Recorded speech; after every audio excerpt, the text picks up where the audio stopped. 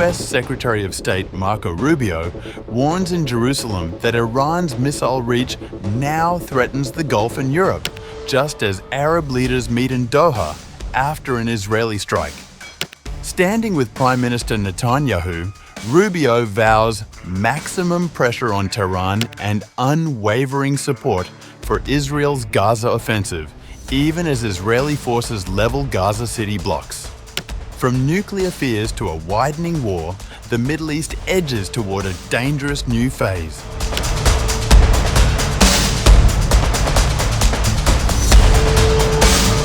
US Secretary of State Marco Rubio, speaking in Jerusalem on September 15th, warned that Iran's threat is no longer confined to Israel, but is spreading to the Gulf and even Europe.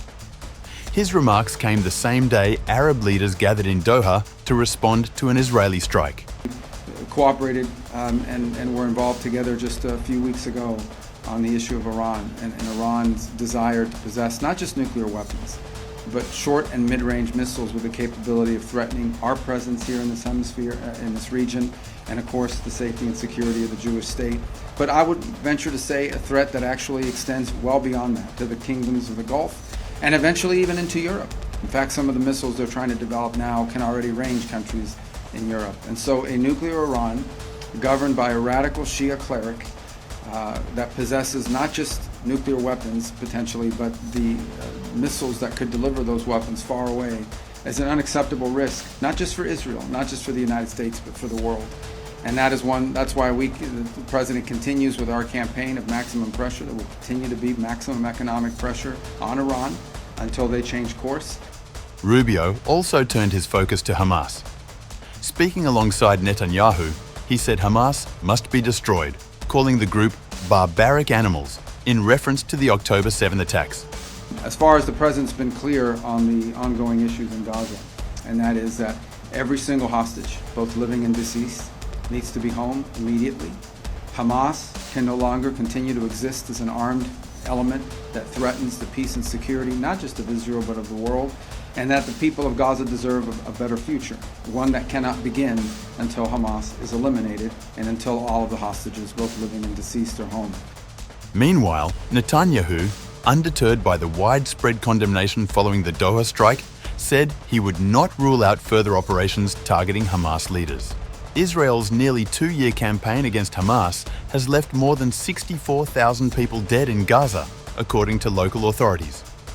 The offensive was triggered by the group's October 2023 assault on Israel, which killed fewer 200 people and saw 251 others taken hostage, according to Israeli figures.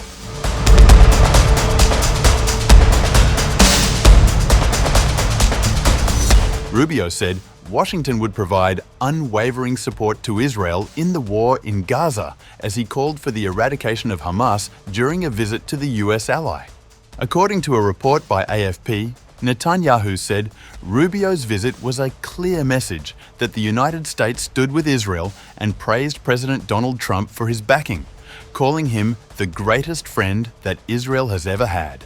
They are clearly out of compliance with what was already a flawed deal to begin with, and we encourage them to continue down that road. We 100% support that. And America has no better ally than Israel. It's obvious that Israel has no better ally than America. We will continue to act together with great force and great determination to protect our countries, and I may add, to protect our common civilization. Rubio also criticized the recent UN vote endorsing a two-state solution, warning it emboldens Hamas and makes peace harder. We have to remember who we're dealing with here, and that is a group of people that have dedicated their lives to violence and barbarism. And when you're confronting that hard reality, as much as we may wish that there be a sort of a peaceful diplomatic way to end it, and we'll continue to explore and be dedicated to it, we also have to be prepared for the possibility that that's not going to happen. He warned that if Hamas sees it as getting support globally, these things that people are doing and these different countries are doing at the United Nations, first of all, they're largely being done because of their own domestic politics.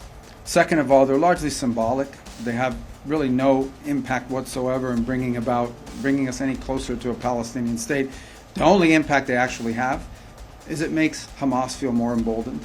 it makes other elements like Hamas feel more emboldened. It actually has made it harder. It's actually served as an impediment to peace. Meanwhile, as Rubio arrived in Israel to discuss the future of the conflict, Israel continued its aggression in Gaza.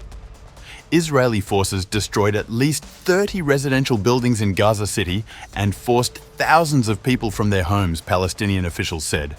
On September 15th, Israeli forces destroyed the Al-Ghafari building in western Gaza City after warning displaced families inside and nearby to evacuate, saying the high-rise concealed terrorist infrastructure.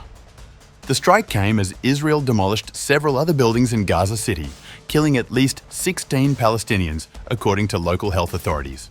Israeli troops have been operating for weeks in 4 eastern suburbs, 3 now largely razed, and are advancing through the city centre, appearing poised to push westward, where most of the displaced are sheltering.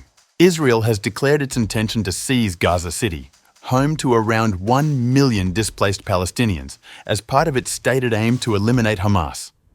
It has intensified assaults on what it describes as the group's last stronghold. A day earlier, on September 14th, US Senator Marco Rubio visited Jerusalem's Western Wall with Prime Minister Benjamin Netanyahu.